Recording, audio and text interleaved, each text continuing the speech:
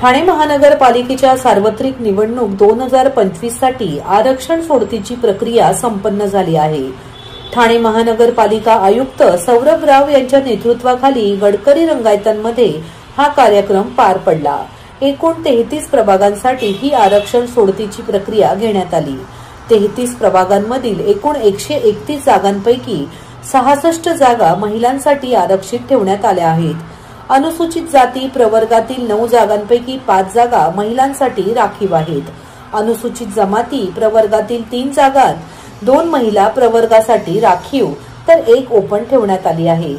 नागरिकांचा मागास प्रवर्ग अंतर्गत 17 पैकी 9 जागा महिलांसाठी राखीव ठेवण्यात आल्या आहेत, तर सर्वसाधारण प्रवर्गातील 35 पैकी 18 जागा महिलांसाठी राखीव आहेत, तर 17 सर्वसाधारण 84 पैकी 41 महिला 43 प्रवर्गणीय आहे। तसेच नागरिकांना या संदर्भात काही हरकती अथवा सूचना असल्यास त्या 16 ते 24 नोव्हेंबर 2025 या कालावधीत ठाणे महानगरपालिकेच्या कार्यालयात दाखल करता येतील, अशी माहिती ठाणे महानगरपालिकेचे अतिरिक्त आयुक्त उमेश बिरारी यांनी दिली आहे।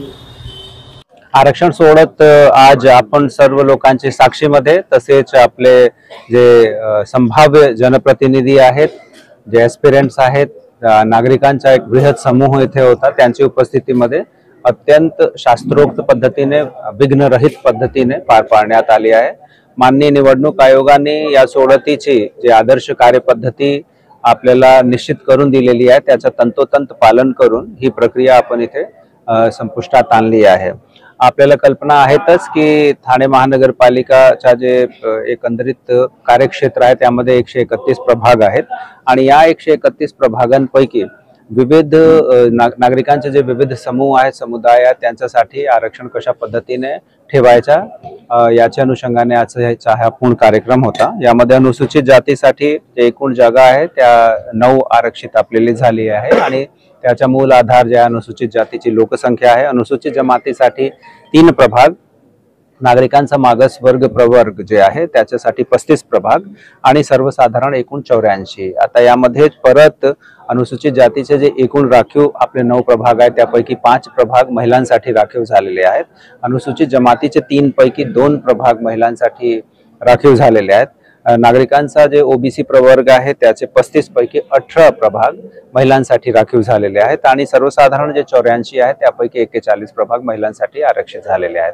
ही पूर्ण प्रक्रिया सुटसुटीत आपण कंप्लीट केलेली आहे आणि या दरम्यान नागरिकांचा जे काही प्रश्न असतील, त्यांची काही शंका असेल, त्यांना पुन्हा काही खुलासेची काही क्लॅरिफिकेशनची आवश्यकता असेल तर त्या टप्पे निहाय आपण तोही खुलासा त्यांना देत गेलो आहे। बाबा, तुमची सोसायटीची कामं संपेपर्यंत ना चहा गार होईल।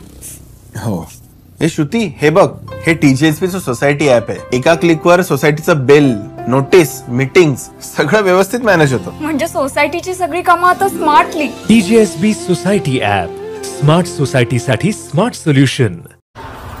रोटरी इंटरनॅशनलच्या 130 क्लबमधील सुमारे 4000 रोटेरियन दरवर्षी समाज उपयोगी प्रकल्प राबवतात। यंदा रोटरी सेवा महिना 15 नोव्हेंबर रोजी ठाण्यातील काशीनाथ घाणेकर नाट्यगृहात सुरू होणार असून शिक्षण, आरोग्य, पर्यावरण, महिला सक्षमीकरण यासारख्या क्षेत्रात विविध उपक्रम राबविले जाणार असल्याची माहिती जिल्हा गव्हर्नर हर्षल मकोल यांनी दिली।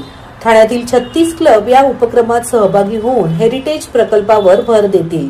किल्ले, वारसा स्थळे आणि प्राचीन वास्तूंची स्वच्छता व संवर्धन यावर विशेष लक्ष दिले जाईल। तसेच हेरिटेज रन मॅरेथॉनद्वारे निधी संकलन होणार आहे। ठाणे, कल्याण, नवी मुंबई, उल्हासनगर, अंबरनाथ आणि भिवंडी येथे नोकरी मेळावे व आभाकाळ मार्गदर्शन कार्यक्रम घेण्यात येतील। नवी मुंबईत 60 कंपन्या सहभागी होणार आहेत। कल्याणमध्ये चेक डॅम बांधणी, थॅलेसेमिया जनजागृती, रक्तदान व महिला सक्षमीकरण उपक्रमही राबवले जातील। रोटरीच्या 120 वर्षाच्या कार्यपरंपरेत नागरिकांच्या सहभागाचे स्वागत असल्याचे मकोल यांनी सांगितले। या उपक्रमांना ठाणे महानगरपालिकेचे अधिकारी, वाहतूक पोलीस आणि विविध मान्यवरांचे सहकार्य लाभणार आहे। दरम्यान संपूर्ण जिल्ह्यात सुमारे 130 क्लबच्या मार्फत 4000 रोटरी सदस्य अविरतपणे लहान मोठे समाज उपयोगी प्रकल्प राबवित असतात, असे ठाणे वैभव संपादक व ज्येष्ठ रोटरी सदस्य मिलिंद बल्लाळ यांनी सांगितले। जिल्हा समन्वयक सतीश माने यांनीही रोटरीच्या कामकाजाबद्दल माहिती दिली। सर्विसमैन का जो हम लोग बात कर रहे हैं, हमारे को यही है कि ज्यादा लोगों तक पहुंच सके, क्योंकि क्या हो जाता है कि पूरा साल 1 साल रोटरी का रहता है जो प्रेसिडेंट के लिए रहता है, लेकिन ये हम लोग स्पेसिफिक दिन नियोजित करते हैं एक प्रोजेक्ट के लिए, कि जहां पे सारे 120 क्लब जो डिस्ट्रिक्ट के हैं वो सारे साथ में हैं। 4000 से ज्यादा लोग एक ही साथ में आके सोशल सर्विस कर सके, तो उसके लिए ये सर्विस मंथ किया जाता है और ये 15 तारीख से ये सर्विस मंथ स्टार्ट हो रहा है। अगर हम लोग देखने जाएं तो उसके अंदर हम लोग ने जॉब फेयर एक रखा हुआ है, एक दिन जॉब फेयर रहने वाला है, तो ऑल ओवर डिस्ट्रिक्ट जो थाने डिस्ट्रिक्ट है उसमें जॉब फेयर रहेंगे।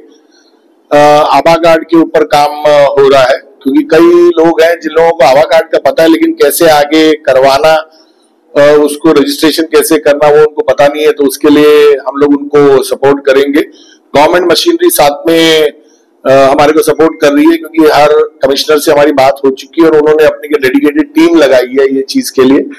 सुसंवाद हम लोग करने जा रहे हैं, जिसके अंदर कि हमारे जो एरियाज हैं, थाना हो गया, नवी मुंबई हो गया, कल्याण एरिया हो गया, वहां पे क्या क्या मेन चीज जरूरतें हैं और क्या हमारे को लगता है पब्लिक को अवेयरनेस उस बारे में आना चाहिए।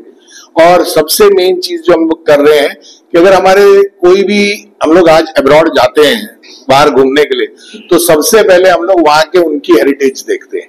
जब हम उनकी हेरिटेज देखने जाते हैं तो हम हमारे देश को क्यों नहीं उसके लिए प्रोत्साहित कर रहे हैं।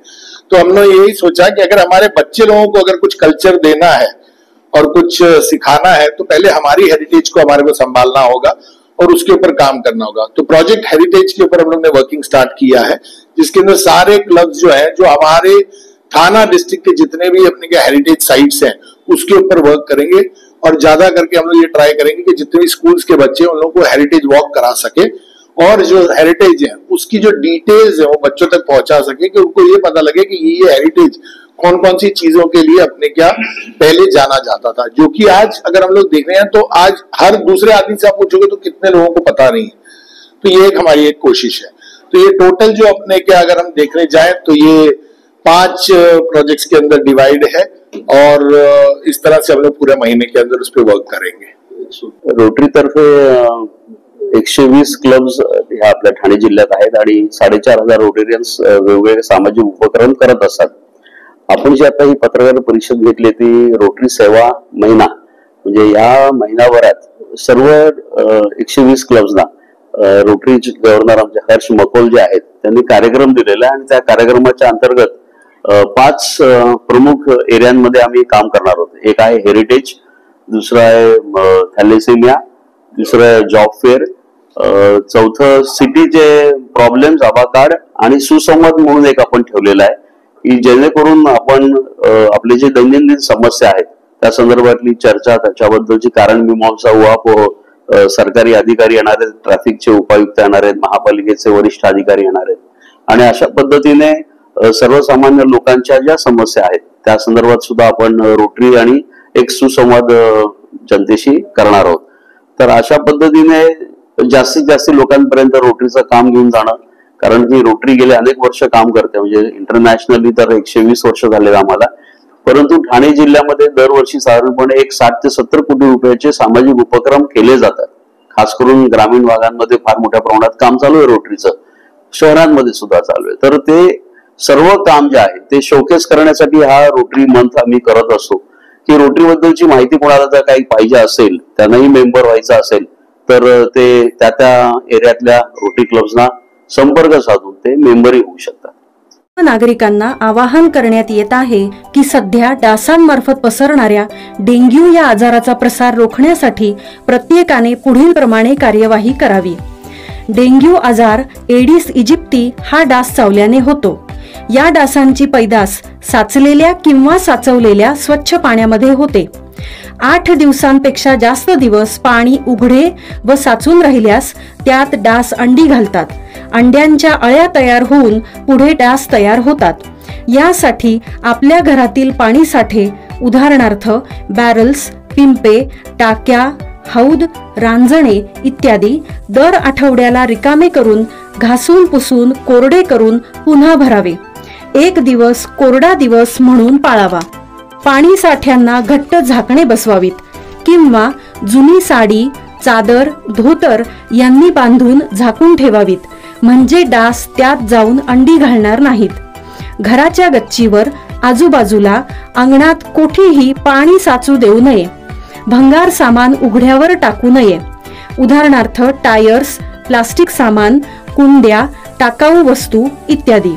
अशा सामानात पावसाचे पाणी साठून त्यात डेंग्यूच्या डासांची पैदास होते.